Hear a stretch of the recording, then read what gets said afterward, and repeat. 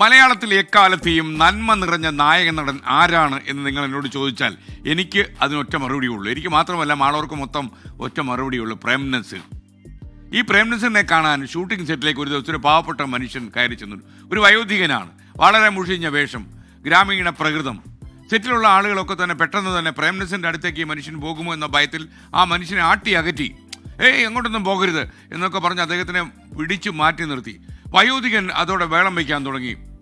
ആ മനുഷ്യൻ തന്നെ കാണാൻ വന്നതാണെന്ന് പ്രേം നസീറിന് പെട്ടെന്ന് മനസ്സിലായി. മാത്രമല്ല, അദ്ദേഹം ഒരുപാട് ദൂരെ നിന്നാണ് ഈ പ്രേം നസീറിനെ കാണാൻ ഇത്രയും ബുദ്ധിമുട്ടി യാത്ര ചെയ്ത് വന്നതെന്നും ആ വലിയ മനുഷ്യൻ മനസ്സിലാക്കി. പെട്ടെന്ന് പ്രേം നസീർ ഷൂട്ടിങ്ങൊക്കെ നിർത്തിവെച്ച് ആ മനുഷ്യൻ്റെ അടുത്തേക്ക് ചെന്നു. എന്നിട്ട് അയാളെ വിളിച്ചു. അദ്ദേഹത്തെ വളരെ ബഹുമാനത്തോടെ, ആദരവത്തോടെ, സ്നേഹത്തോടെ, വാത്സല്യത്തോടെ വിളിച്ചുകൊണ്ടുവന്ന് അടുത്തുള്ള ഒരു കസേരയിലിരിക്കാൻ പറഞ്ഞു. അപ്പോൾ ആദ്യമൊക്കെ അദ്ദേഹം മടിച്ചു. പക്ഷേ പ്രേം നസീർ അല്ലേ ക്ഷണിക്കുന്നത്. അതുകൊണ്ട് തന്നെ അദ്ദേഹം കസേരയിലിരുന്നു. അദ്ദേഹത്തിന് ആവശ്യം കുടിക്കാൻ വെള്ളമൊക്കെ കൊടുത്തു. സ്വന്തം ടിഫിൻ ബോക്സിൽ നിന്ന് ഭക്ഷണവും പങ്കിട്ടു പ്രേം നസീർ. എല്ലാവരും ഒന്ന് ഷോക്കായി. അവർ ശരിക്കും സ്തബ്ധരായി പോയത്, ഈ മനുഷ്യൻ എന്താ ഇങ്ങനെ? കാരണം വിയർപ്പ് നാറ്റവും ഒക്കെയുള്ള ഒരു മനുഷ്യൻ, സാധാരണ ഒരു ഗ്രാമീണനെ ചേർത്ത് പിടിച്ച് നിർത്തുന്നു, അദ്ദേഹത്തിന് ഭക്ഷണം കൊടുക്കുന്നു, കുടിക്കാൻ വെള്ളം കൊടുക്കുന്നു, അടുത്ത കസേരയിലിരുത്തുന്നു. ഇതൊക്കെ പ്രേം നസീർ ചെയ്യുകയാണ്. അതുകൊണ്ടാണ് അവർ ഷോക്ക് ഏൽക്കാൻ കാരണം. അപ്പോൾ മലയാളത്തിൽ ഇത്രയും അന്ന് പ്രേം നസീർ എന്ന് പറഞ്ഞാൽ ഒരു തരംഗമാണ്. ഓലക്കൊട്ടകൾ ഉൾപ്പെടെ എല്ലാ തിയേറ്ററുകളിലും പ്രേം നസീറിൻ്റെ ചിത്രങ്ങൾ നിറഞ്ഞൂടുന്ന കാലമായിരുന്നു. അങ്ങനെയുള്ള ഒരു സെലിബ്രിറ്റിയാണ് ഒരു ഗ്രാമീണനെ നെഞ്ചോടെ ചേർക്കുന്നത്. അപ്പോൾ ഒരാൾ പ്രേം നസീറിനോട് അതേപറ്റി ഒന്ന് ചോദിച്ചു, എന്താ നസീർ അങ്ങനെ ചെയ്തത് എന്ന് ചോദിച്ചപ്പോൾ അദ്ദേഹം ഒന്ന് ചിരിച്ചു. എന്നിട്ട് പറഞ്ഞു, എന്നെ കാണാൻ വേണ്ടി മാത്രമാണ് അദ്ദേഹം ഇത്രയും ദൂരം ഇത്ര ബുദ്ധിമുട്ടി വന്നത്. അത്തരം സ്നേഹം നമുക്കൊരിക്കലും പൈസ കൊടുത്ത് വാങ്ങിക്കാൻ കഴിയില്ല.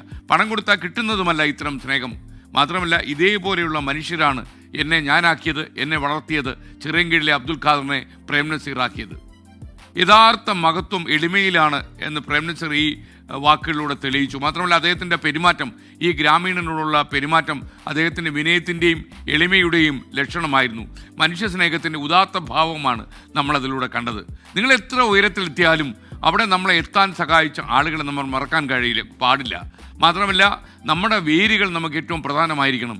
ഉയരങ്ങളിൽ ചിലപ്പോൾ പല സാഹചര്യത്തിൽ നമ്മൾ എത്തിച്ചേരും. ഏണിപ്പടികൾ നമ്മൾ കടന്നുപോയി എന്ന് വരും. പക്ഷേ ഏണിപ്പടികൾക്ക് താഴെ ചില മനുഷ്യർ നിൽക്കുന്നുണ്ടാവും. അവരുടെ നെഞ്ചിൽ ചവിട്ടിയായിരിക്കും നമ്മൾ മേലോട്ട് കയറിപ്പോയത്.